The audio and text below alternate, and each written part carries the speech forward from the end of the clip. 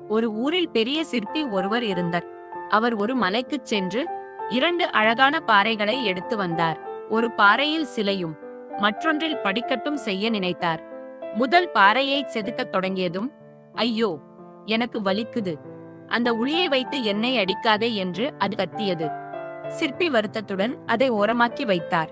2வது பாறையை செதுக்கினார். அந்த பாறை எவ்வளவு வலித்தாலும் அமைதியாக தாங்கிக் கொண்டது.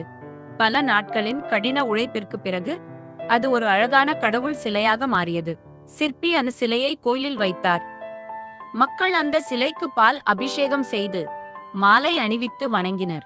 முதலில் உடைந்து போன பாறையை மக்கள் கோவிலின் வாசலில் வைத்து அதன் மீது ஏறி நடந்து சென்றனர். இதனால் அது படும் துன்பம் சிலையை வணங்குவதை விட பன்மடங்கு அதிகமாக இருந்தது.